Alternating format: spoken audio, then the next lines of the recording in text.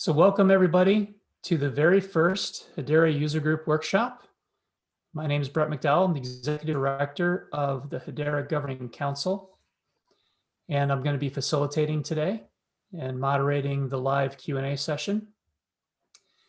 I'm going to give a few opening remarks. We're going to go through some introductions, and then we're going to get right into the use case presentations.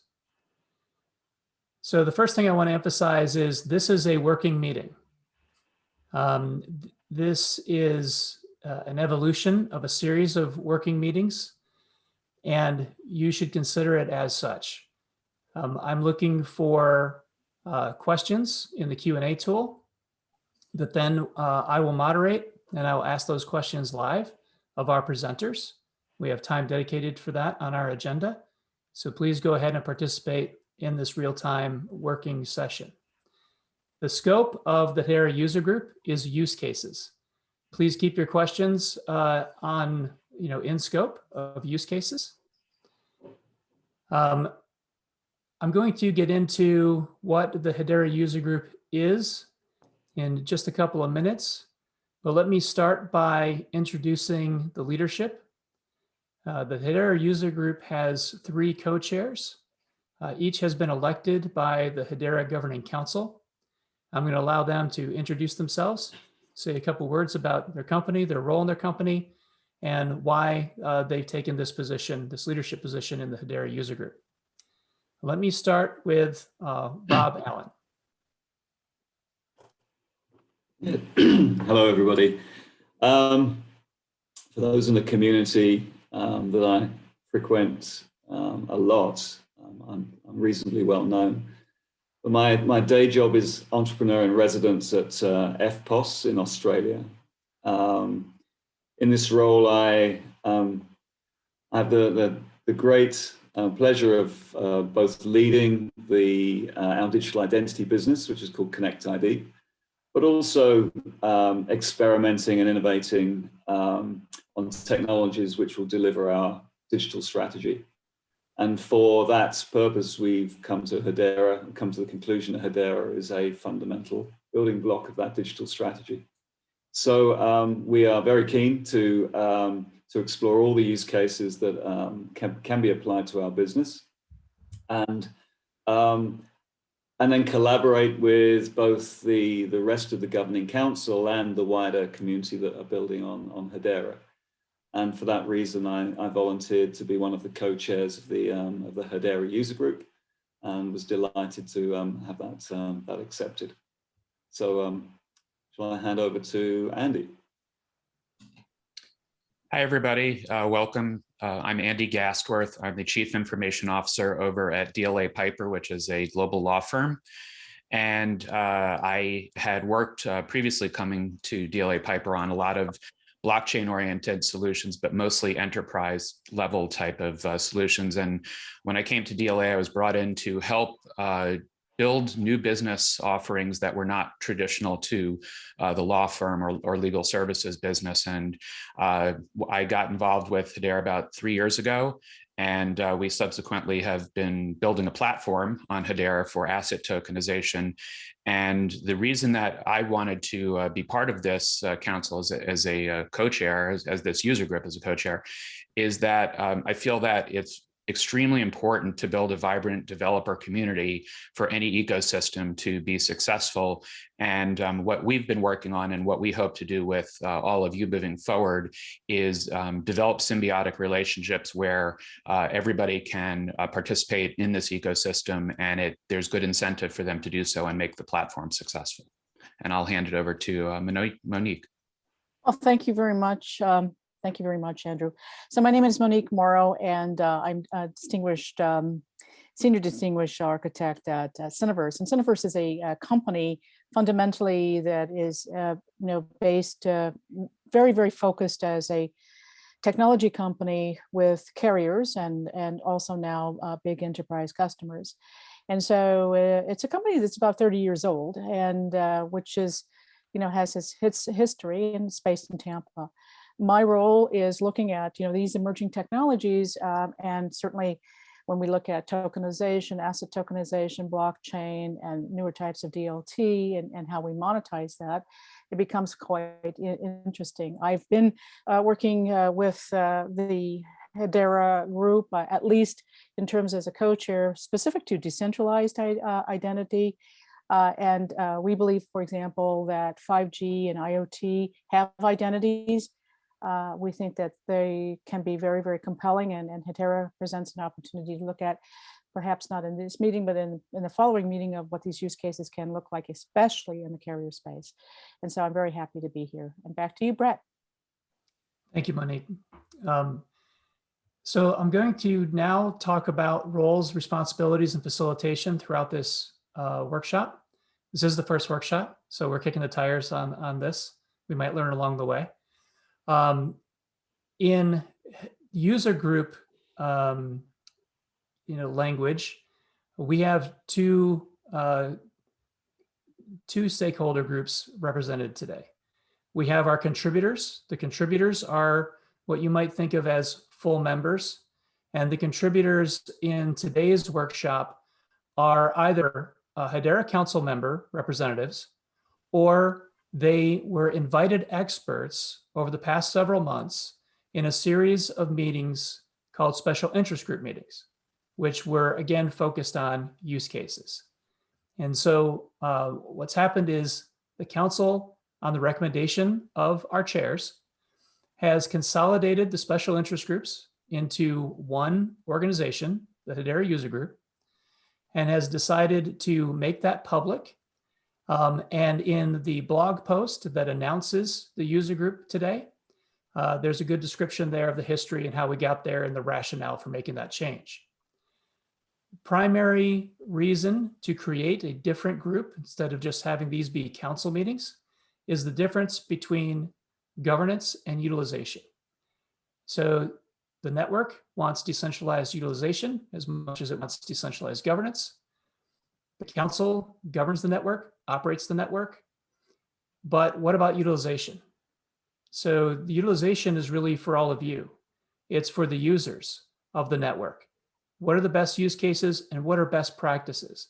So the Hedera User Group is formed to lead on the development of best practices and to coordinate the whole application layer community around establishing those best practices.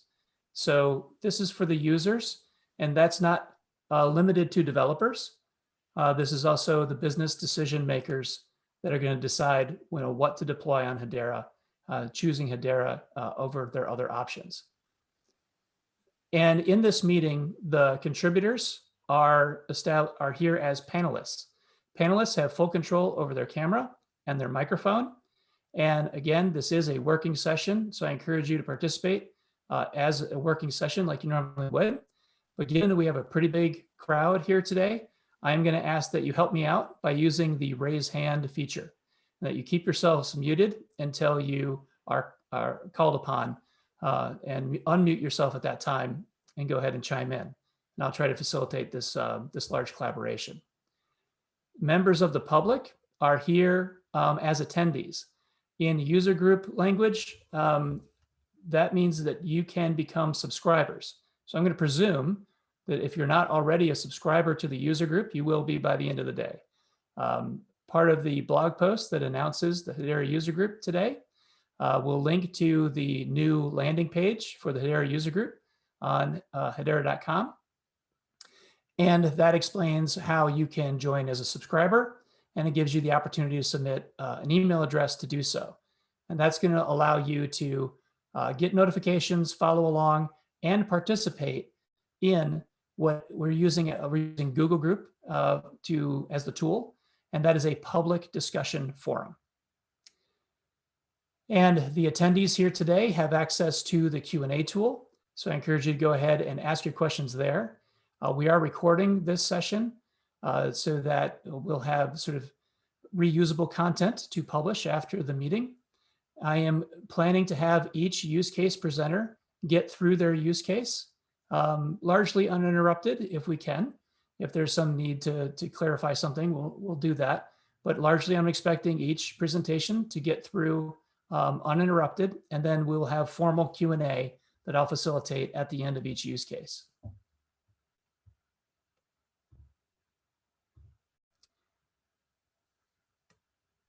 The last thing, we talked about why we have the user group, what the user group is, and if you go to that webpage, you'll learn more about how you can join the user group. The last thing is when. So our intention is to have these public workshops every 2 months. So this is the first of a bi-monthly series, and we'll play it by ear. These are working sessions. This is a live community. This is a growing community. People will make their preferences known on the public mail list, and schedules and might change. Our approach might change. The tools we use might change, and one of these days we might actually meet in person. So with that, I'm going to turn to the agenda. We have set aside a significant amount of time for each of these use cases. We want to go into some depth. We want to make sure that everyone who is attending or playing this back later is getting the benefit of lessons learned and best practices of those who have gone before you in building out Hedera network. So we're going to get into the sessions. There are just 2 topics. So we have a fair amount of time today. And we're going to just cover 2 use cases. And we're going to start with Rob at Eftpos going into his billing and settlement use case. So go ahead, Rob, and share your screen when you're ready. Thank you, thank you, Brad. Let me see if I can sort out the technology. Please let me know if you can see that.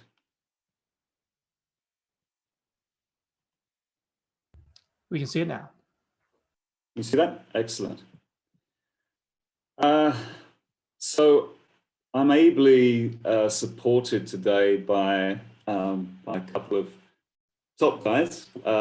Sean Smith is on my team. He's actually the Chief Operating Officer of our Connect ID business.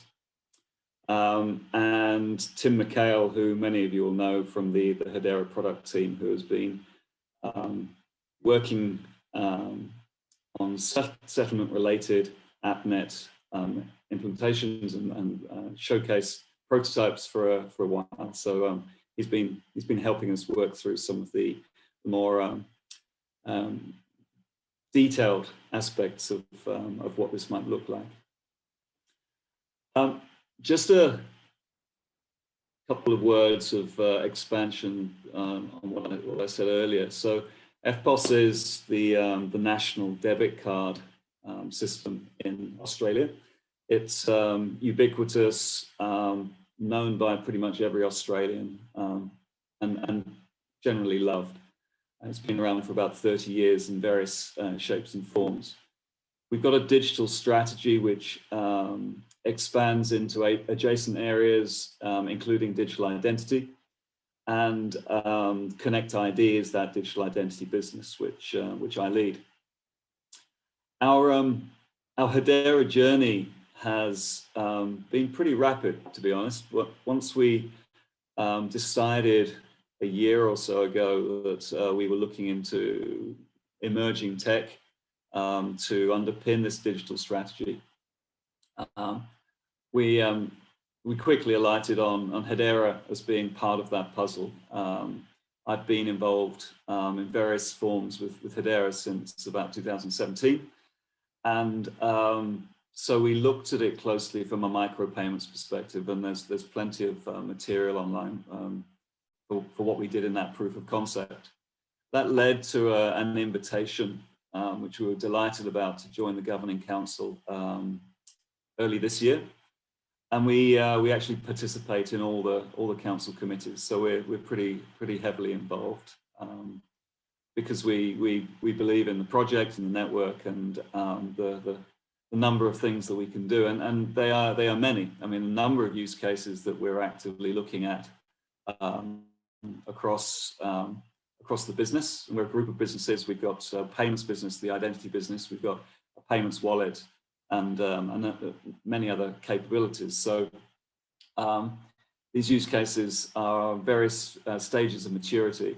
But what we wanted to do today was to pick something which is more general purpose that could potentially be picked up, or the lessons be learned by the wider community. And we have all ecosystem plays, all marketplaces, all kind of payment schemes, if you like, have a need for some form of settlement. So Sean will go into a little bit more of the detail around what that actually means. But we thought settlement was a really good use case to actually present to you today, even though it's one of the maybe earlier stage use cases that we're looking at. But that's okay, because of course the user group is about sharing ideas and getting feedback and kind of co-creating, co-developing these ideas for Hedera. So these user group workshops are going to take a kind of consistent and familiar form. We're calling them situation, complication, and resolution, which is like the kind of current state, problem statement, and proposal for resolution and format. We're going to force fit a demonstration in here as well, because there's some great open source code that's been released that addresses settlement across a distributed ledger. So I want to show you that as well. So that'll take about 30 minutes, and then we'll get into 10 minutes of discussion, or however long it needs to take. So with that introduction, and you'll hear more of me later, but I'm going to hand over to Sean to talk about the situation and the problem statement, the complication around this. Sean, over to you. I'll drive from here. Thanks, Rob. Well, good morning, good afternoon, evening, everyone. As Rob mentioned, my name's Sean Smith. I'm the Chief Operating Officer of ConnectID. And like many of us on the discussion today, my introduction to technology came in the need to resolve a problem. Interesting in preparing for the discussion today, when looking back, that the problem I actually needed to solve way back was around settlement. So I found myself in London about 20 years ago, recently qualified accountant, working for a very big telco who had pivoted and acquired about 100 ISPs, so internet service providers, and gave me effectively two problems to solve. The first one was a consolidated reporting platform where we had all of these countries in Europe, including multiple countries and languages, cultures, accounting system, charts of accounts, tempers. And then the second problem they gave me was around settlements. So settling voice minutes, data usage, and in a company, both throughout the European entities, but also third-party providers, domestic and international. And it was really interesting. The findings, and even today we find the systems are highly manually reconciled. There's a lot of arm wrestling, a lot of write-offs. It's inefficient, costly, and there's a real need for technology. So before we jump into the specific use case that Rob mentioned in identity broking and settlement, I thought it would be useful for those of you that aren't perhaps familiar with settlement and the term settlement and how it applies, really just to zoom in very quickly and visit this slide, which addresses the optimizing of settlement and the various sort of mindsets around how settlement can be addressed. The three dots across the top running left to right essentially represent the three mindsets of settlement. So on the left, we have a transaction level. So where transaction and payment settlement happen in a one-to-one relationship. So many transactions, many payments or settlements. On the extreme right side, the batch orientation, this process is sort of widely accepted in the common marketplace today. So you'll see tranches of transaction usually batched up around some kind of time interval, in accounting terms, normally around a monthly process. And that then involves some kind of a trigger, which then invokes some kind of settlement process. And then the middle lane, which is the net settlement, and the word net being key here, where in a very simple example of that tri-party relationship of party A, B, and C, where A owes B $10, B owes C $10, and C owes A $10, the net settlement and movement of cash in that instance would be zero. There's an accounting transaction that would happen, but certainly there's no actual movement of funds. Whereas if we assume that that would be a daily occurrence, so there'd be this type of transaction for a 30-day month period, the transaction level approach would actually see to 90 transactions in that month. So 3 of them performed per day, 30 days in a month, and you'd have a lot of settlement happening in that transaction level mindset. The batch orientation would see two to 3 transactions happening. A payment from A to B, B to C, and C to A, where A doesn't have the knowledge of the relationship between B to C. So better, but certainly can be improved. And the net settlement results in there effectively being zero payment between these parties. And again, the example is highly simplified just to illustrate the point and the concept of settlement. In a multi-party environment, you can imagine this becomes far more complex. Rob, if you want to go to the next slide. Okay, so as Rob mentioned in his introduction, Eftpos is an Australia's domestic debit card payment system. It was launched in 1983, so it's coming up to about 40 years of business in Australia. And essentially, Eftpos plays a broking role between banks. So in a typical retail transaction, and for those of you not familiar with how banking transactions and schemes work, typically a consumer will have an account with what they call an issuer bank, and a merchant will have a business account with their bank, and that's known as the acquirer bank. And the conversation that happens in a typical transaction is facilitated essentially between the issuing bank and the acquirer bank, and that's a service that Eftpos provides. And so where clearly issuing banks and acquiring banks can be both a debtor and a creditor, so they can be subject to paying and receiving funds, the use case for potential opportunity in generating a more efficient settlement process becomes clearly obvious. Some of the other examples, and this is by no means definitive, but other examples of where a net settlement infrastructure would have huge benefits are in industries such as the airlines and travel. So if you think of your online booking sites, your hotel groups, telcos, we have huge opportunities of massive amounts of data, loyalty programs, various marketplaces. And then obviously identity, and that's a really neat segue to this next slide, which really hones in on identity broking, and in particular, the slide outlines what's known as a federated identity ecosystem.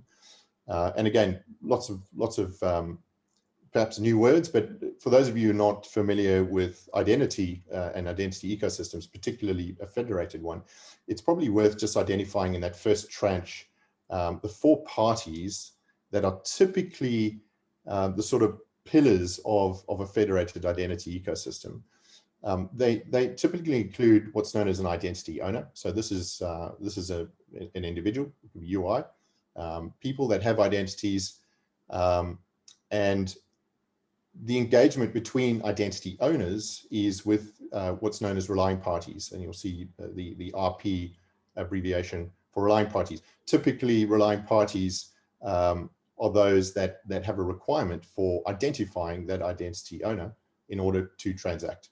If you think of an example of an online liquor trader, they will need to verify that identity owner before checking out is who they say they are, and also that perhaps they're older than 18, depending on what country you reside in, and there may even be an address check if they're ordering alcohol and having it delivered. That engagement between the relying party in order to find that related information for that identity owner could happen in one of 2 ways. They could go, in theory, and map into every single identity service provider in that country. Clearly, highly impractical. And so what an identity broker ecosystem involves is the relying party engages with an identity broker that sits in the middle as a form of hub. And that identity broker then has a relationship with multiple identity service providers. So that relationship between identity owner engaging with the relying party that then requests the identity of that identity owner through an ISP network is essentially the core of what a federated identity ecosystem involves. When we move a layer beneath this, this is where we start getting into the concepts of settlement and where it starts getting a bit more interesting and complex. That middle layer is essentially meant to represent a batch orientation towards transactions that are effectively carried out within the above layer, within that federated identity ecosystem. And typically what will happen is on a time-based trigger, and usually that's a monthly calendar event, the summary of those identity transactions are effectively aggregated. They map to certain line item SKUs. So if you think now of in accounting terms, there may be 3 or 4 particular product line items that appear. And we now need to, on the path to getting this information into an accounting application. There's various data that then gets attached to those line items, those summary line items. For example, the pricing of that service. So that will be the price that is essentially charged to the relying party for the service that is provided by the identity broker. And then the cost. There's a cost entailed for the identity broker to access that information from the ISP. There's a cost incurred, the difference clearly being the margin for the identity broking business. It then gets very interesting because that information leaves the identity broking world and finds its way into the accounting application layer.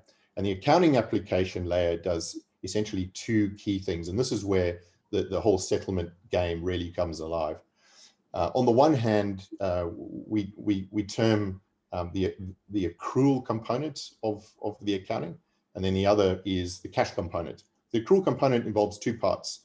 On the left side, the accounts receivable will result in invoices being raised by the accounting platform to the relying parties. Essentially, these are bills that need to be paid for the identity broking service that's been delivered. And then on the other hand, what's called a reverse invoice is created by the accounting application and automatically issued to the ISPs. Effectively, that's an IOU. So we have utilized your service for the following transactions. Here's a summary, and we owe you for the following amount.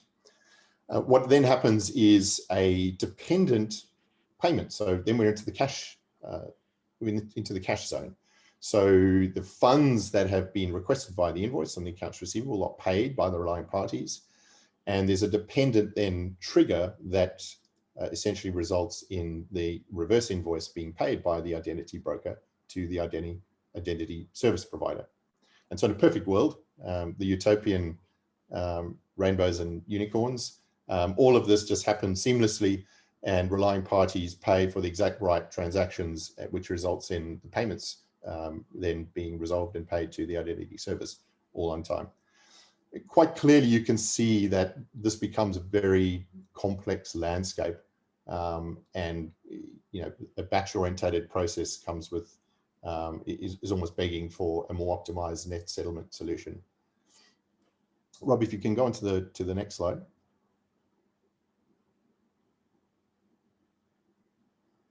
Okay, so conscious of time, so I'll just run through this. So the clear complications that fall out of this typical scenario where providers or ecosystem providers are relying on a batch orientation for invoicing and payment and settlement. In a federated identity settlement system, we find that the ecosystem is prevalent or has huge amounts of transaction data. So we have high volumes of mixed monetary value, but certainly a huge portion of the transaction volume is constituted by extremely low value or low monetary value transactions. The data is also particularly sensitive. You're passing information about users' names, their addresses, their dates of birth, passport numbers, identity numbers, etc.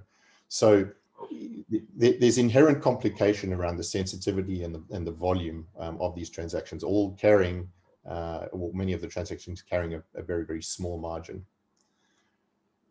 The second is that parties within the ecosystem, so an ISP that I outlined earlier to the right, on the right of the slide, in a real world, that ISP actually is almost always a relying party as well. So they're reliant on other identity data from other identity service providers. So an ISP, let's say, is also an RP. So there's dual status within party participants. There's a huge need for counterparties to trade in a trustless environment. And as I mentioned, your mapping of one-to-one architecture between relying parties to ISPs is simply not feasible. It's certainly not feasible, practical, nor cost effective. And so there really is a need for a centralized trusted party, a broker capability that sits between these two parties. And then a batch-orientated system inherently comes with downside, and many of these points relate to things like real-time data visibility and settlement and reporting related to this orientation around particularly time-based and batch-orientated data. Probably one of the biggest complications, certainly in my experience, relates to reconciliation. The reconciliation in these types of environments is largely human dependent, making it prone to error and hugely resource intensive. The other, I guess, having non-integrated systems is clear divide between the broking world and the accounting world, and these non-integrated systems and this roll-up of transaction data into sort of more meaningful information, or certainly summarized type data, results in disparate systems, and it creates complexities and difficulties in drill down and audit trail requirements. And one of the biggest one clearly is counterparty settlement risk. So if a relying party in that transaction set fails to pay for whatever reason, that knock-on, that risk and effect essentially is felt directly by the ISP. And then I'd probably just round off by this final point here, particularly in Eftpos's case, where Eftpos find themselves in a very unique position where they're now engaged in these dual environments of both payment and also identity. What we're seeing is that the value add between these ecosystems is very clear. Identifying individuals at a payment use case is hugely valuable. But what it also entails and means, I guess, is that these more complex use cases that we're identifying really require a more sophisticated and real-time settlement process in order for all of that to work seamlessly. And batch orientation simply is not the most efficient way of achieving that. And this is why we're very, very excited and looking at a solution that essentially has Hedera at its source to resolve this net settlement scenario for Eftpos in both of these environments. So I'm excited about the situation and the complexities and around it, but knowing that we have a solution that we think can resolve these problems, which is a really good segue to perhaps move on to the next slide and introduce you to Tim McHale, who will now show you some of the showcase work that they've done at Hedera in this problem domain. Actually, I think I'll take the mic if that's okay, Sean. Thank you very much. So just to talk through this slide and then the subsequent slides, and Tim, if you just do the demo. Sure. So obviously, this is a far better looking slide than the previous one because it's got some color on it. But what we were seeking to do was apply the Hedera services that we are familiar with. Some of the ones that we tested during our micropayments proof of concept last year, and recognize that if we were to start from scratch in a distributed environment, we would probably build we wouldn't go for a federated identity model in the first place. But the world isn't like that. The world is full of enterprises with legacy systems, legacy models, integration issues, and enterprises are slow moving. So we have to accept that there's a migratory path into the future, and so having a broker, which is a very centralized model, would not be necessary if, let's say, we'd had Hedera 10 years ago. But it is necessary because it's in place and it's being used, and federated models are used across the world. So we need to find another way to integrate a more distributed architecture and then learn and iterate and grow. And this is why settlement has been selected for this particular use case, because it's not core to the process of the identity broking, but it's actually hugely valuable to the business as a whole. And what you can see here is two Appnets, and we'll talk about the Appnets later, or Tim will. A settlement Appnet and a stablecoin one. Now, stablecoin we built and tested as part of our proof of concept last year, so we were very familiar with that, both that architecture and the way that worked. So we wanted to reuse some of that work. And settlement is what we're talking about. So we'll come back to the slide in a minute, but we put together some interesting slides here just to talk you through kind of what Sean said earlier, but in a bit more of a visual way. RP means relying party here, ISP means identity service provider, and each of these are ecosystem participants. And because we're talking about settlement, which is fundamentally an accounting type approach, and accountants are called bean counters, we've given all these participants a bunch of beans. And we'll come back to what the difference between the green and red beakers is there. But basically, and this is probably intuitively obvious to everybody, our e-beans are kind of tallies for, or enable the position of settlement to be tallied at any point in time. So if RP1 paid 20 to ISP2, then that they would transfer those 20 of those beans between those accounts. Then subsequently RP2 paid ISP1 15. You can see the transactions building up at the bottom here. So at some point, the settlement trigger is hit, and that might be number of transactions. It might be more likely a time trigger, but at that point, the settlement process kicks in, and as Sean was talking about earlier, those transactions are netted out, and the payment is made between the respective parties, probably facilitated by the broker in the middle. So that's what we're seeking to achieve. It's my pleasure to hand over to Tim now, who is going to give you a demonstration of the technology that Hedera have built to do just this. So I'm going to stop my share, and Tim, you can take over. Absolutely. Thanks for the introduction, Rob. Pleasure to join everybody here. Just get the technology to work. Share. Hopefully now we can see a shared screen. Yep. Okay. So this demo that we're going to walk you through now has been around for quite a long time. We built this over a year and a half ago. It was one of the first kind of instances of an application network that we really put together. And the use case we picked when we built this, we probably wouldn't have picked had we known what we know now about COVID, but we of course looked at the travel industry. So that said, this demo is entirely, sorry, I'm just moving something out of the way, is entirely kind of generic. It doesn't have any dependence on any particular industry. what we have here, we show some different roles. So we have the kind of buyer seller, and we could definitely represent those as RP and ISP, going back to the previous set of slides.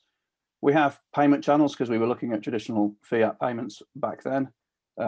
We obviously now have stablecoins and tokens, and can settle in different ways, can make payments in different ways. And also we looked at audit roles.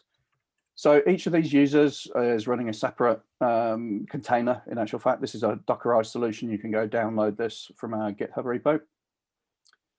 But fundamentally, what I want to walk you through is how we did what we did when we originally built this, and how that would change. So this demo has been unchanged for a year and a half. We're planning to make some changes to it now based on the opportunity with Eftpos. And what we do, we're sending IOUs. So we're going to say service reference 123. This is just an ID. We're going to say an amount arbitrarily. This, in the original case of airlines, was the idea we had code share. So one airline would sell a flight, but the entire flight might be made of two legs, and one leg might be operated by one national operator and another by another operator. I'm resisting the urge to use names here, but let's just say service X. I'm switching on automatic on this demo, just the acknowledgements happen automatically. If I don't do that, then we end up switching between windows quite regularly. So when I push send now, this is sending a transaction to Hedera to say, I owe you, Alice, to Bob, I owe you 1,000, and we're going to say dollars for now. But it's an IOU, it doesn't have a real value. This is a message, in fact. When we're talking about beans and the kind of settlement layer that we've just walked through, what we'd be doing is transferring beans at this point. But right now we've said $1,000. Because I talked too much, we didn't get to talk about status. Let me do another one. New credit. Service reference 124. Another $1,000. Oh, let's say 100. That's better. And another one-time service X. If we watch the status here just for a moment, we'll see proposed. We may see pending just briefly. No, too late. But basically, this is a state machine that's going through transitions based on replies. And when it changed to agreed there, that's because Bob has replied and agreed. So this is real time. This is using the test net. The transaction times, the consensus latency that we're seeing is very similar to mainnet. So these are absolutely realistic numbers. We'll say 2 times, well, here's one I prepared earlier, 2 times service Y. So what are we doing here? We're exchanging payments in different directions. These are not yet settled, they're not yet paid. We can actually see at the top of the screen that we have a current kind of amount that's owed. And now that it's updated, we know Bob owes minus $500. So he, obviously, if he tries to settle, he can't settle because you can't pay a negative amount. If we go back to Alice here and say settle, then we can. And well, this would be the thing that was triggered as explained by Rob. So there could be a policy here saying after an hour initiate settlement, or when a particular RP reaches a certain threshold in terms of payments, then issue a settlement, or any other mixture of criteria or policy that we choose to implement. So I'm going to say settling as agreed. In reality, this is a back-end system that we're walking through here. So we're stepping through something that nobody would ever actually see in reality. So once I hit send now, we'll see that this will switch to the settlements page at any moment now. There we go. Yeah, settlements. We can see that settlement's been proposed. And this status, I'm going to leave this up for a moment just while I talk, and you'll see it changes quite a lot. Periodically, we see the term pending appended to the end of the description. What that basically means is that the party in question here, Alice, has sent a message to Hedera, but she hadn't yet seen the reply from Hedera, so she hasn't seen that consensus has been achieved. So she's, I think I've done this, but I'll wait until I get my own response back, my own message back from Hedera to say, yes, this is real, this has really been distributed to the world. And this is a kind of arbitrary workflow that we built here with a series of stages where we decide which payment channel to use in this particular case. We agree that we send things backwards and forwards. I haven't talked about security here because we're sending potentially quite sensitive data, as Sean mentioned, backwards and forwards in some of these use cases. Of course, we don't have to. We could use an out-of-band solution to do that, and we could send hashes backwards and forwards. But in this case, we chose to send the real data. And by doing that, there's a risk, theoretically, as far as encryption is concerned. We trust encryption day to day with all of our cloud services. And we built something very similar here. So initially, we used key pairs that were shared amongst all the participants, which was great because only the people who were participating in this network could see the transaction values. But of course, in the case of any commercial environment, you don't want to see the agreements. Well, you don't want people to see the agreements you've made with others. Maybe you have more discount with one company, they negotiated better than another, or there's any number of reasons you don't want data to be exposed. So we set that. We started with that general shared key for everybody, and we rotate these keys. We negotiate them each time. It's extremely secure. I can talk for hours upon that theme at another point. And we actually broke our demo. If I just go back to the main page for a moment, we look down here at Grace, who's our auditor. When we switched the security from a single key for everybody to individual keys, which are negotiated between each two participants, all of a sudden Grace couldn't see the messages anymore, so she really couldn't do her job as an auditor.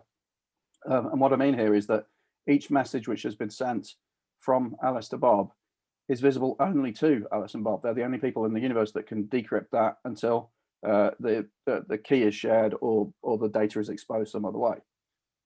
So we put quite a lot of effort into the security around all of this. And eventually, if I go to Alice's audit page here, just to look at, and I look at one of these very first credits that I sent across, you'll see that there are three messages in this kind of conversation. You can think of this as an email thread, like a conversation. These are the messages in that thread. The first message from Alice was sending that original message out saying, it's Alice to Bob. This is service reference number 123, $1,000. Service X. This is the data you saw me type in, and these are the specifics of the Hedera consensus service in this case. So we've got the timestamp of the message, we've got the running hash, we have the sequence number on the topic, we have the topic number itself down here, and the if this was a multi-part message, if it was a large message, then we'd know which part. The message itself is encrypted and hashed and signed, so really we can't tell very much about that. We can go and look at these messages in a third-party mirror node. So if I were to go to, and this is one of the community mirror nodes, actually I should check the number first. Let's say 458. If I look at number 458, which is way down here somewhere, then we'll see the exact same message. It won't make very much sense to us here because this is raw data. It's not been interpreted in any way. The mirror node here does not know how to present this data. But we can go back and anybody can get to this data from anywhere. So this is an entirely open system and as transparent as we want it to be, but the data is as secure as we need it to be. So incidentally, Kabuto that I just showed there is a partner of Hedera's. That's not Hedera technology, quite deliberately, just to show that it's exposed elsewhere.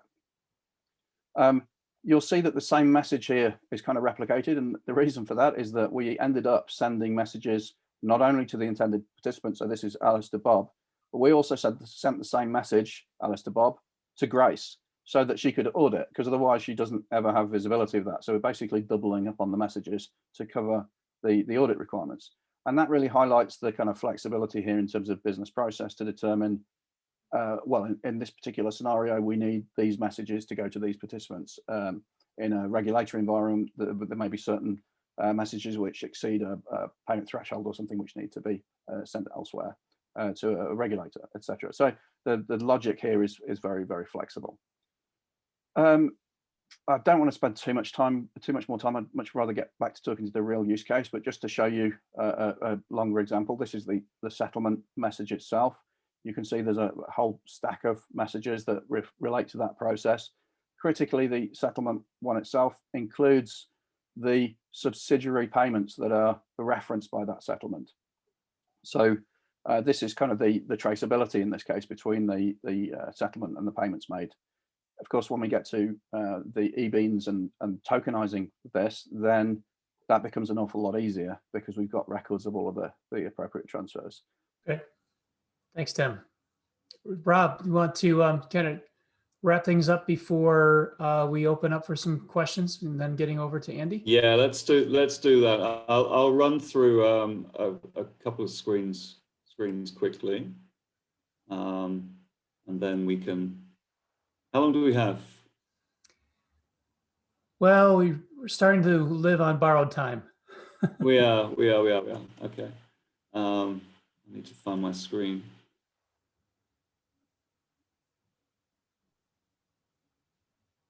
Okay.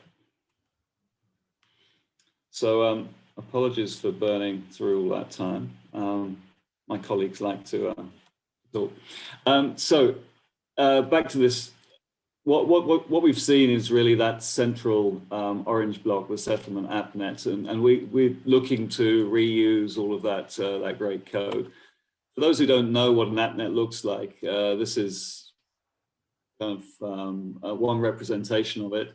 So the Appnet is as many nodes as you want to stand up, and it can be as distributed, and it can be private or public as you want it to be. But ultimately, it's that Appnet application network sits on top of the Hedera mainnet and mirror node network and operates in its in all its distributed glory. As I said earlier, we're trying to bridge the old traditional broker model with this distributed model. So our broker will connect into these Appnets and work with the Hedera technology in this way. We've identified 3 processes in the settlement kind of overall process that would benefit from the application of Hedera technology. And I just want to pull those out so it's absolutely clear in terms of the resolution of what we're looking at. So firstly, onboarding.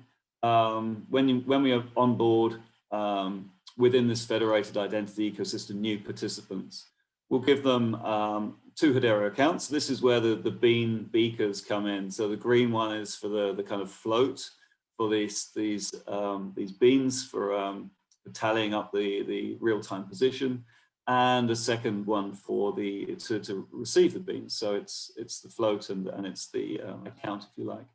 We're also going to create a stablecoin account for all the participants so that we can do the payments on settlement. Secondly, the second process is actually the operation of the business, if you like. So the flow of identity requests and responses across the network. Plugging into this settlement Appnet allows us to log identity requests, pair those with response requests, and also to do the transferring of these e-beans. So rather than, if you cast your minds back to that original model where the broker just pumped data into business logic, which then pumped into an accounting platform, very, very slow, very kind of batch oriented. This is all done in real time. So every request response can end up on the HCS. Now that's really important when we want to do dispute resolution and all the other great stuff that comes with real-time logging. The final process that we'll address, and it kind of a light bulb went off in my mind when I looked at this, and there's no actual connection with the operation of the identity broker, because this trigger at the settlement Appnet level enables all sorts of great stuff to happen. So once the trigger happens, then the net settlement is achieved. We interact with the stablecoin Appnet, which will create this fiat-backed stablecoin token, which will then be transferred between accounts in terms of the net settlement position. And then there's all that reporting and maybe virtual payment advices that go back to the relying parties. This assumes that there are dashboards and there's interaction between those participants that cut out that intermediary, that broker, which is clearly what we all want of distributed systems as well, cutting out the the middleman where they don't add value. And in this case, the identity broker isn't there to add anything on the basis of settlement. So it's quite right that it should be removed.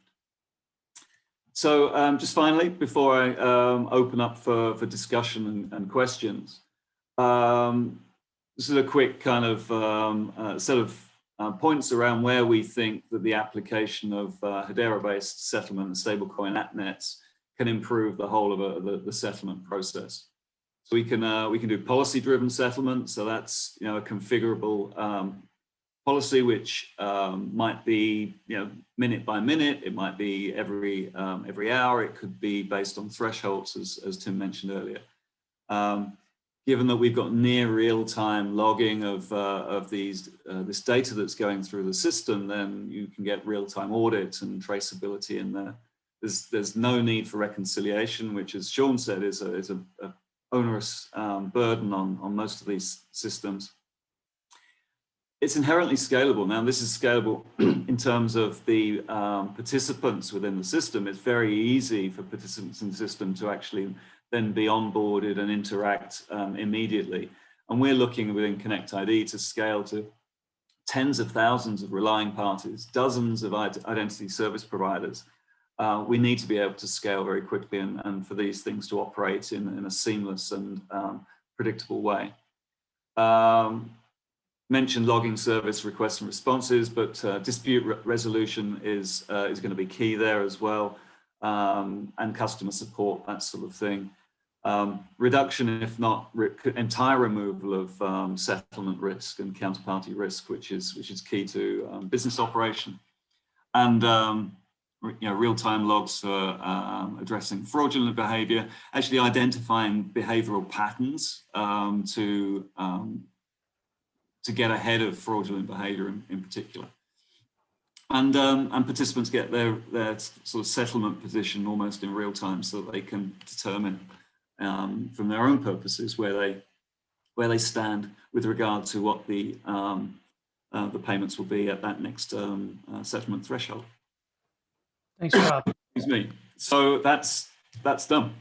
No, thank you, Rob and team. That's a great use case. It features so many of the themes, the functionality themes that we've launched this user group to focus on: payment, settlement, decentralized identity, in an interesting model where you're bridging with traditional federated identity, but using the ledger around settlement through your Appnet.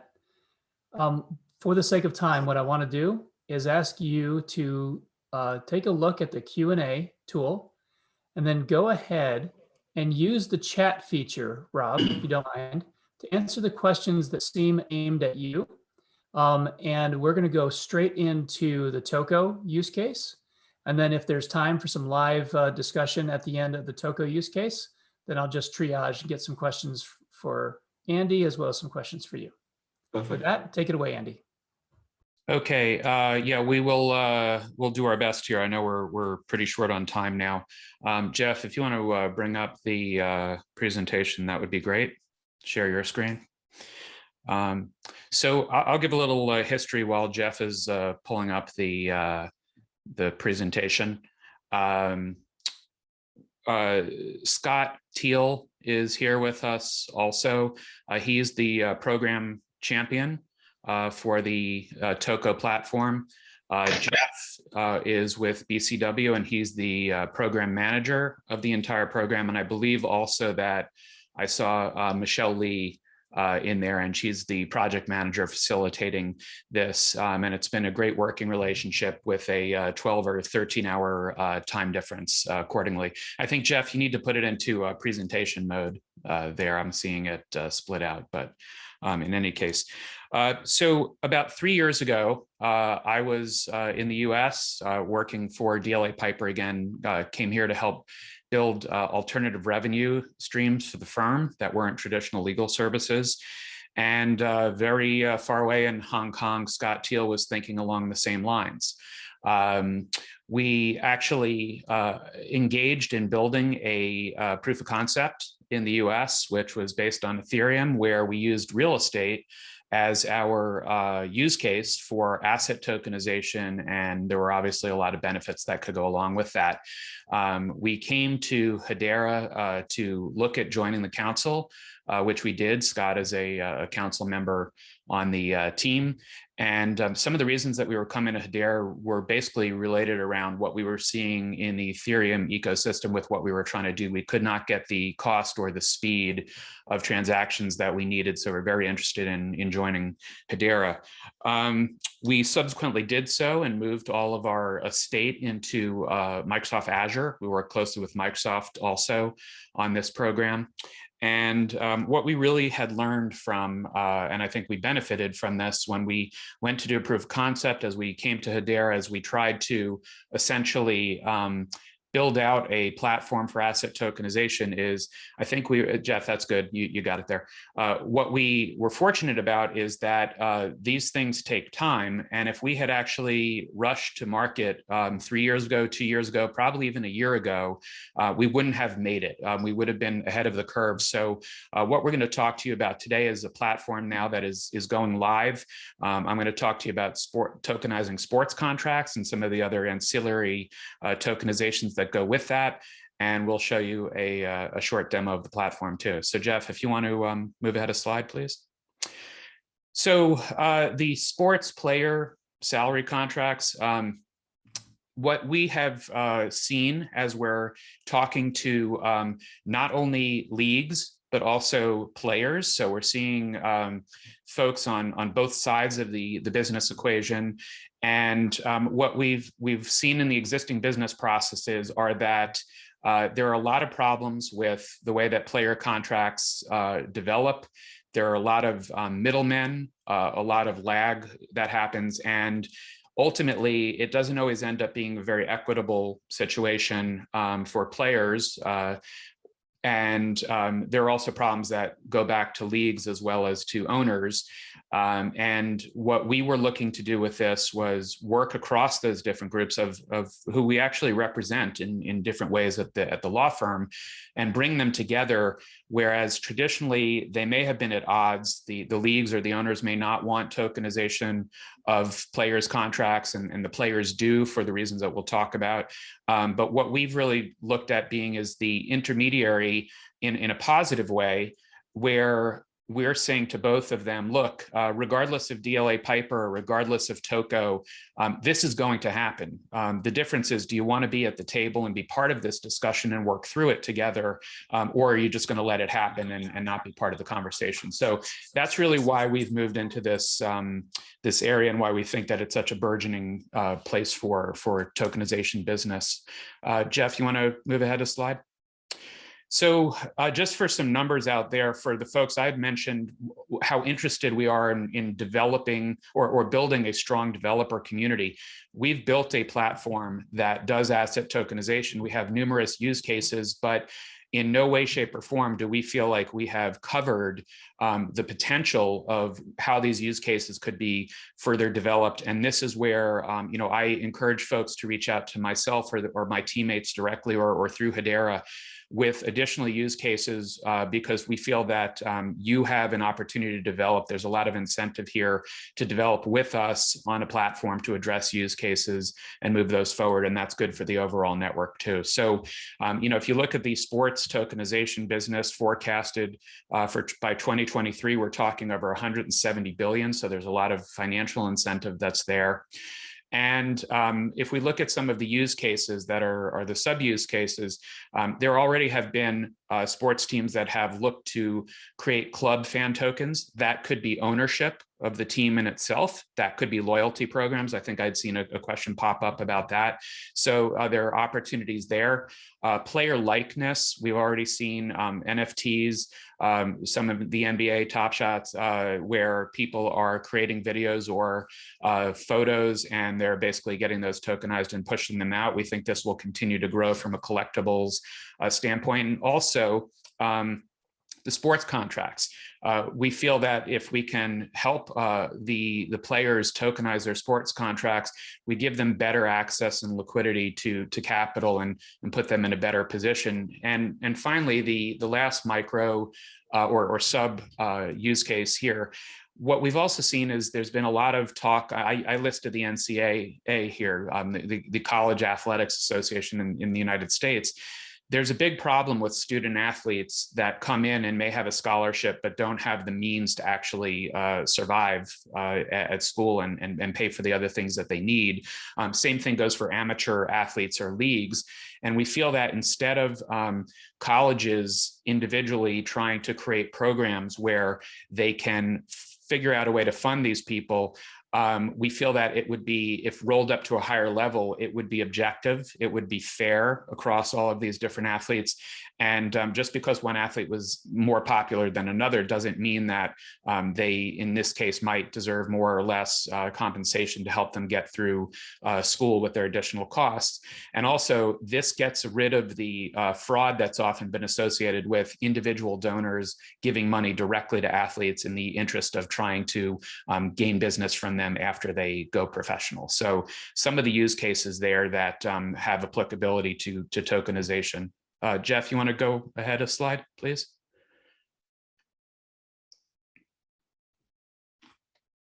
So as I mentioned, if you're looking at tokenizing a sports contract for players, tokenized, this is basically a debt-based asset that we would be creating, and it's improving liquidity for the players and for others. And one of the things that we think has been a real problem here is there hasn't been good democratization of being able to fund professional athletes or their contracts. And by tokenizing this as a tradable asset, instead of having a very limited set of a league or an owner, a very wealthy individual being able to make these type of investments, this creates the democratization where we can have a much wider range of potential investors who would not have had access to this type of environment before. And again, this is driving tokenization business through the platform, our platform, Hedera, into the community, and creating opportunities where other developers or other organizations can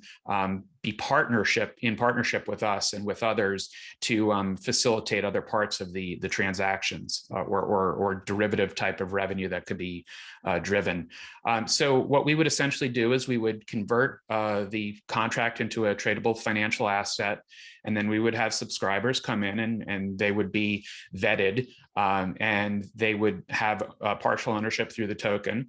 And they would recoup their initial investment, and then they would basically be accruing interest on that with a set rate that would be established with the smart contract that was associated with that.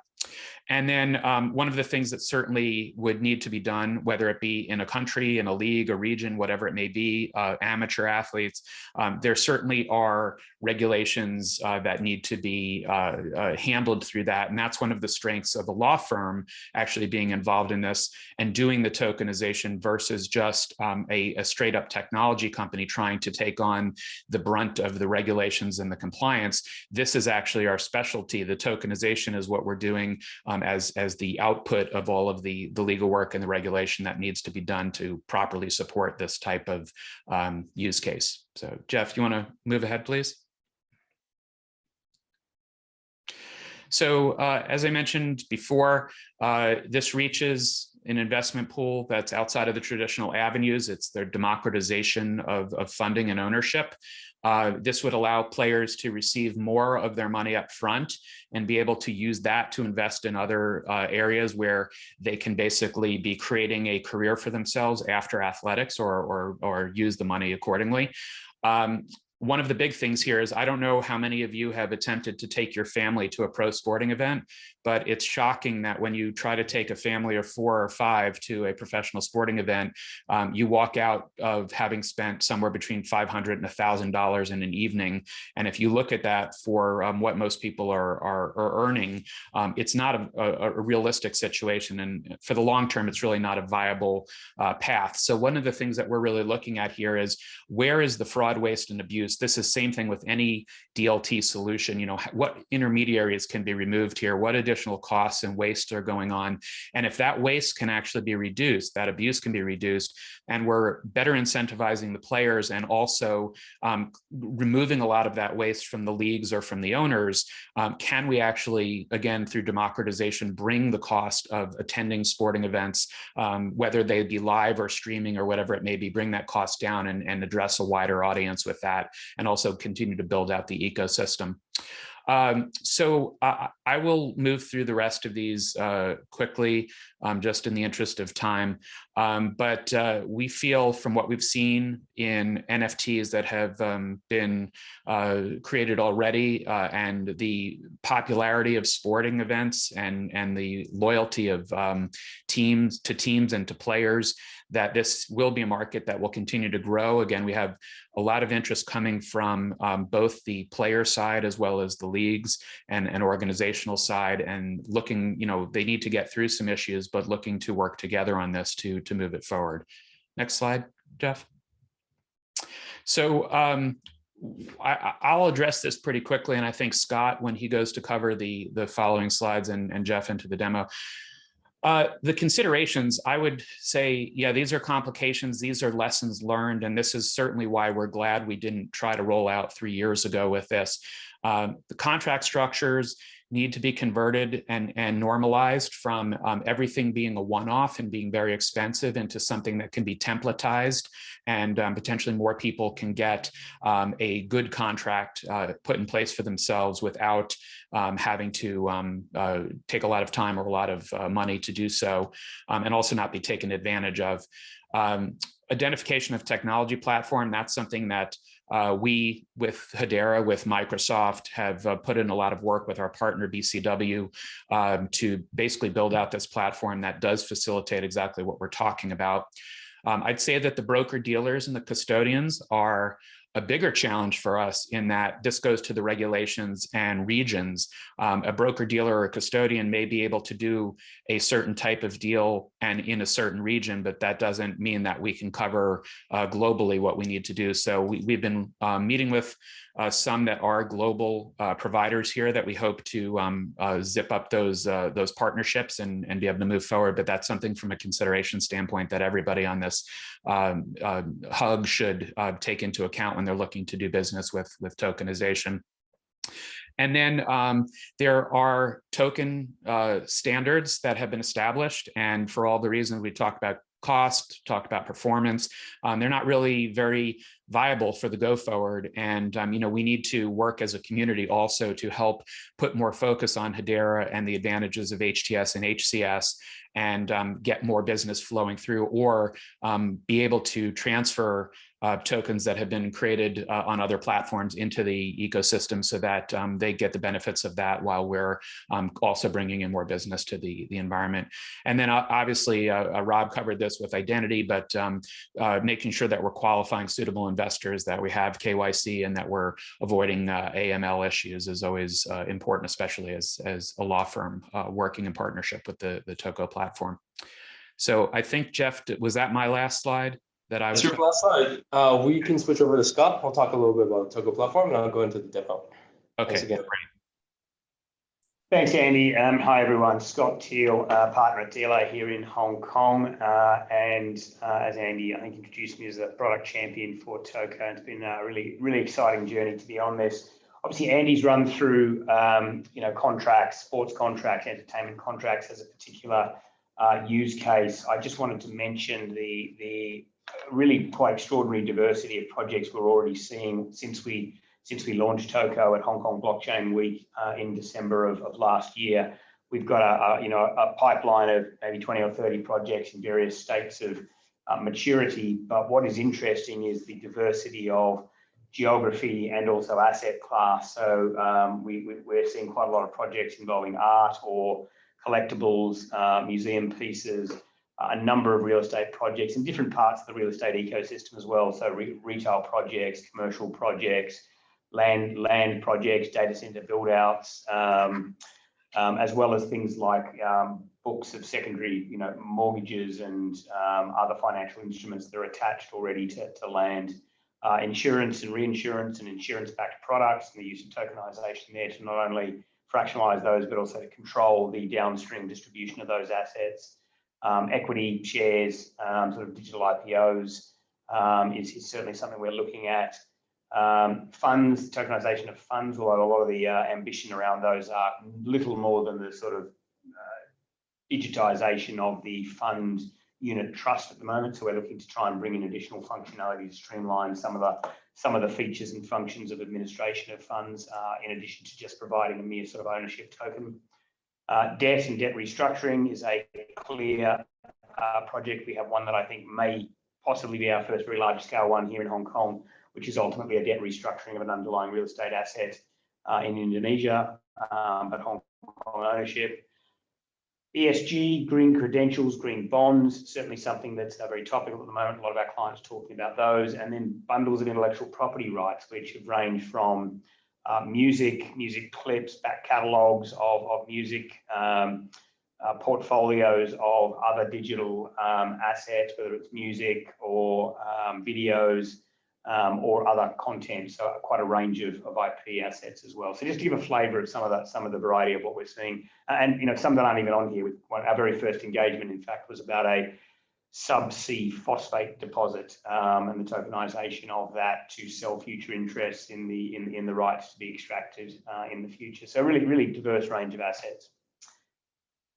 So just quickly on the token life cycle, and this is where I think Andy's alluded to the how TOKO creates the asset. We've got a real eye on the total ecosystem. And one of the things we're doing, which again is quite distinct, I think, from what the other pure tech sort of companies in this space are doing, is not only are we focusing very much on the regulated asset and the complexity of integration with regulated players like the the broker dealers and the custodians, but we're also focused very heavily on full token life cycles. So the issuance in the first instance, the primary market kind of issuance and fundraising and distribution of those tokens, but then also the secondary market piece, whether they are the fully fledged digital asset exchanges or OTC and digital OTC desks that we're beginning to see emerging in this space to provide that secondary market liquidity, which is somewhat of an ambition still at this point in time. I don't think there are many very functional secondary markets yet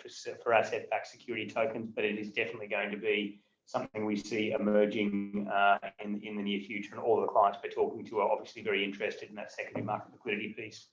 And then post-trade, there's probably two areas. There's the clearing and settlement and the functionality that will sort of automate a lot of those types of features and functions.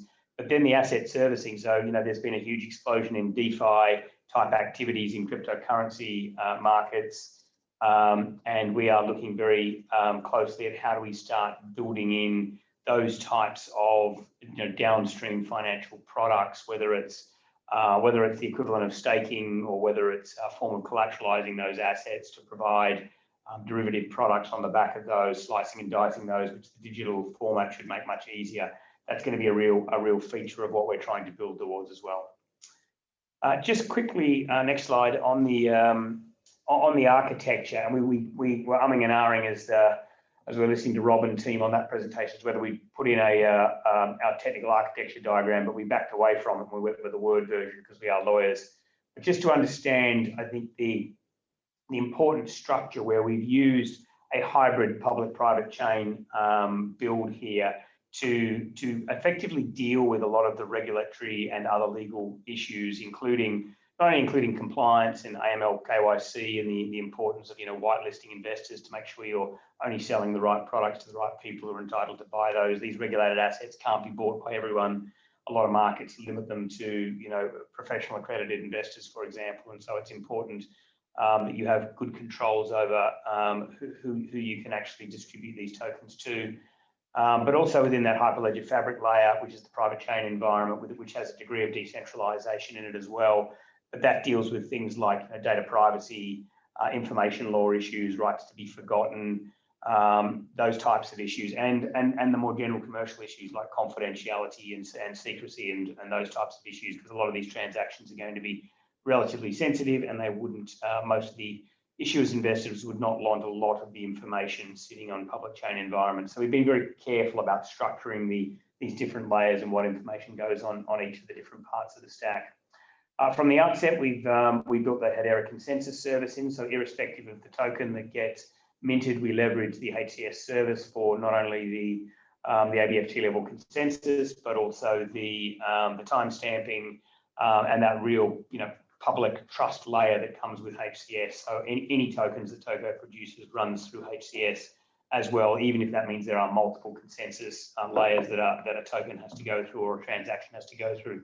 They all do run through HCS. And then in terms of the actual deployment layer for the tokens themselves, because the world is where it is, we can produce Ethereum tokens. And when we first launched TOKO in December, that is indeed what we did. For those who may have seen the webinar we did with the Hedera team a couple of days ago, we've actually re-tokenized that piece of artwork using HTS, which has been integrated into the TOKO platform over the last probably month since HTS went live. So we can now produce the native Hedera tokens. One of the interesting challenges, Andy, referenced the challenge with the intermediaries, the brokers, the custodians, in addition to that regulatory challenge, because a lot of those participants are really only starting to come online around the world and getting the necessary licenses to do these things. There is also a technology integration challenge, which we're working with various of those parties and with the Hedera team, because just because a digital custodian can hold an ERC20 token does not necessarily mean they can hold a HTS token yet. Typically, it means they can't yet. So there is an integration effort that's going on as well to try and scale this. But one of the interesting things when we re-platformed our artwork onto HTS this week was just the speed and financial efficiency of deploying on HTS rather than Ethereum. I think it was 1.1 H bar, so about 30 odd cents. Yep. To deploy our tokens, our 16 NFTs. It's a real world asset, but we've actually tokenized it as a digital NFT. That was 30 cents on Hedera, and it was in excess of $800 to do it on the same day on Ethereum. So really a staggering efficiency gain to be had there, and I think that's only going to go one way as the Ethereum network gets more heavily utilized and the price of Ether continues to climb. So a really important aspect of it as well. Conscious of time, I'm going to pause there and throw to you. Thanks, Jeff. Yeah, hey, thanks. It was $871 to do it on Ethereum, exactly on the same day at the same time when we did the check. My name is Jeff Chewy. I am a partner over at BCW. We help DLA Piper with the tech build as well as the go-to-market strategy for the token asset tokenization platform, TOKO.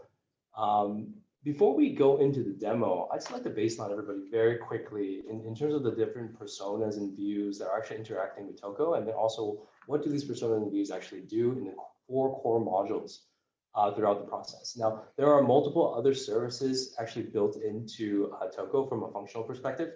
I'm just going to cover these four. Other things involve things like corporate actions as well as voting, some other administrative activities, but just an interest for this demonstration, I'll be focusing on the issuance of the actual token, which is the creation process, primary market offering, which is when the token is first created to be issued out to that market, and then the secondary market trade execution, which really is about after you receive that first token from the issuer to the investor, when another investor wants to sell to another investor, all the activities are related to actually facilitating that trade and the custodians that would be working to actually help also facilitate the movement of those assets through various different personas.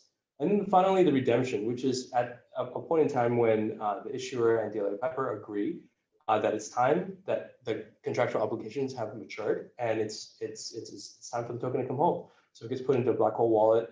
If it's on the Ethereum side, the smart contracts are actually paused and effectively removing them from circulation.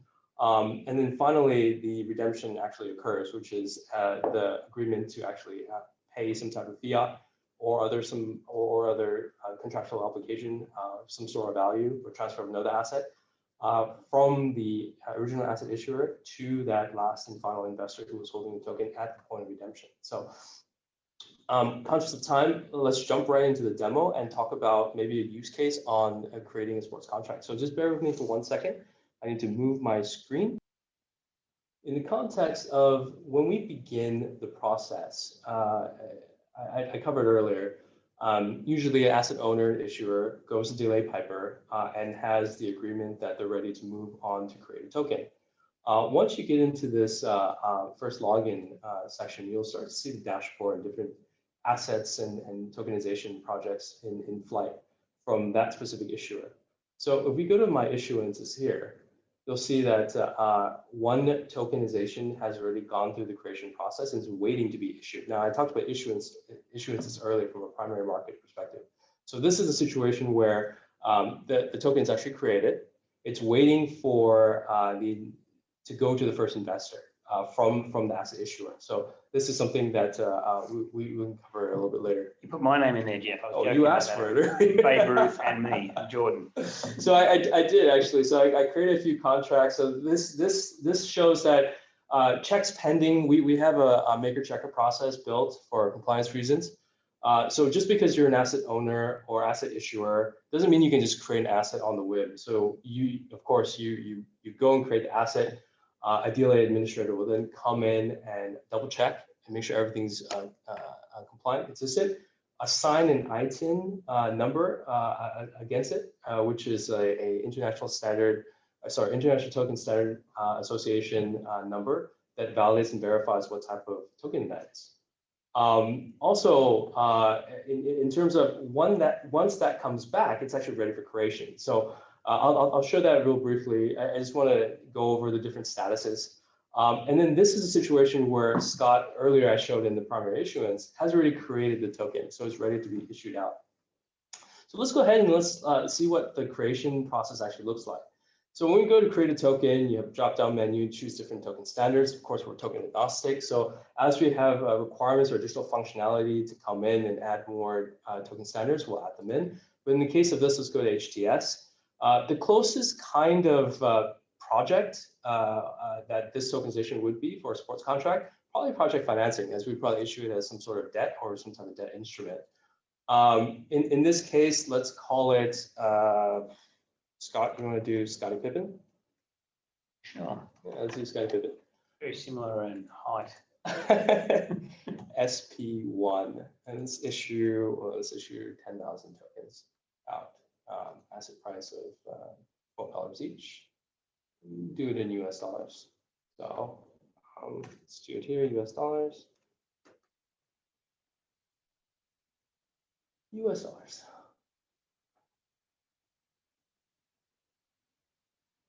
So there you're wondering, oh, Jeff, why are there two screens to enter information? Because we have that hybrid public and private architecture. So on the public side, we just entered all the minimum token details that would be shown on the token itself. On the private side, this really gets stored in the Hyperledger Fabric layer, really for us to manage that data privacy and have the flexibility based on our asset issuer and the requirements. So just while you fill that out, Jeff, I mean, some of the we've built templates for different asset classes. Obviously, this is the project finance one, but there are some fairly complex templates for things like real estate and art, where we've worked with consultants and specialists in those sectors to understand every moving part of an asset of that nature that may be of interest to an investor. And part of the reason for this is not only to provide a greater level of definition, but also to effectively provide a way of baking due diligence into the token itself, to not only support the investor activities around primary issuance, but then also when it comes to secondary market, to make it easier for would-be new buyers to see information about the asset, to have up-to-date information not only from when they were first created, but also to put additional information about the asset as it goes through its life cycle onto the blockchain, so that all that information becomes like a living and breathing data room, the sort of thing that costs a huge amount of money and time and lawyers setting up from scratch every time they want to do a corporate event like a secondary fundraising. So we've really thought about trying to streamline that process.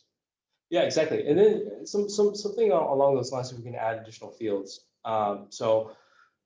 Key fields such as something from a basketball perspective, like, are you GOAT status? And this one would be no. Yes. Scotty Pippen. No, he was not. Greatest all time? No. Sorry for any Chicago fans out there. It's late here in Hong Kong. Yeah. Apologies. So here we can just show like something we can actually hash, and we'll assume that we can hash something. Let's just choose something simple here, and we'll hash that. Next, and then we can deploy the asset. And then double check everything's fine. Deploy the asset. So asset has been deployed. At this point in time, DLA would then receive notification and say, hey, your asset issuer has submitted something for confirmation. So then you would go in and view the issuances here. We see the SP1 Scottie Pippen token. Let's review it. Okay, seems like everything is in line with my original contract agreement, and then we'll generate an item, approve it, and it's ready to go. So let's log out here. We don't have to go to the admin anymore. Go back, make sure that we are in the same session.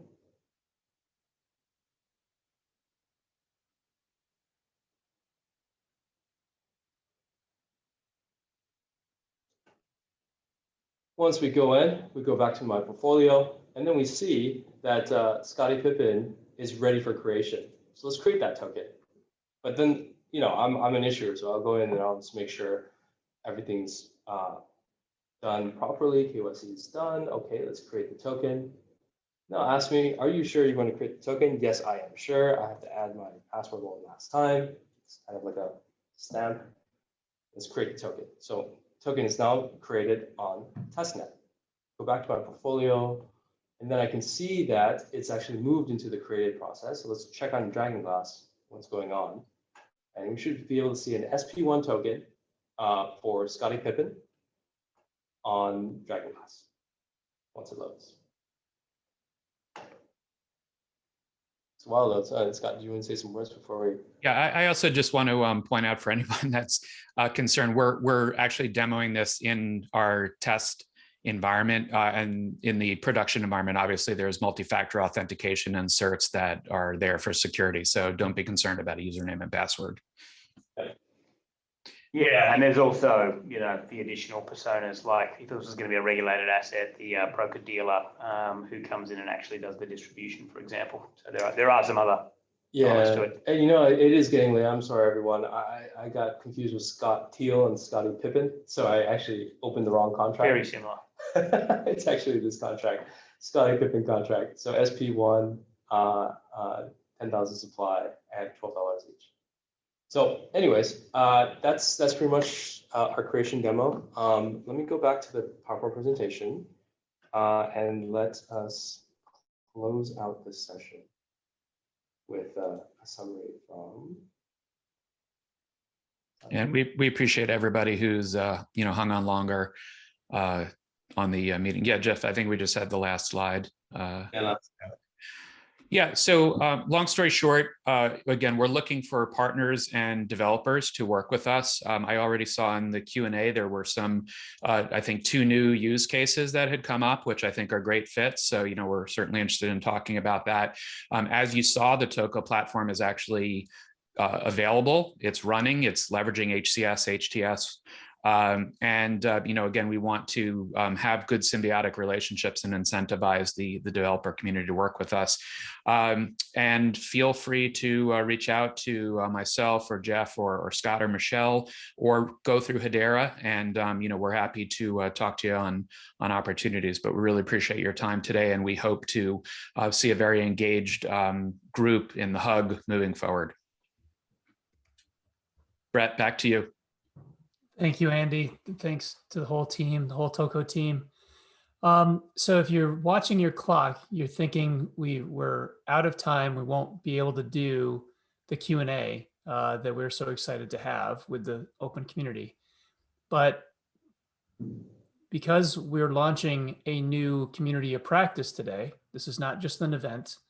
The discussions, the questions do not end when we turn off the Zoom recording. Frankly, they just get started. So here's what we're going to do. I've noted all of the questions that I was going to take live.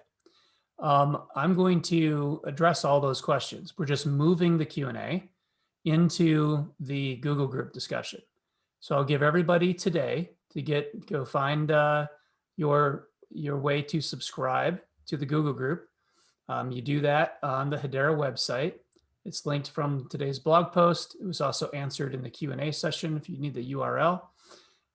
Get yourself on that Google group, and then starting tomorrow, I'll take all those questions that we didn't get the chance to answer in this session, and we'll start answering those questions on the Google group starting tomorrow.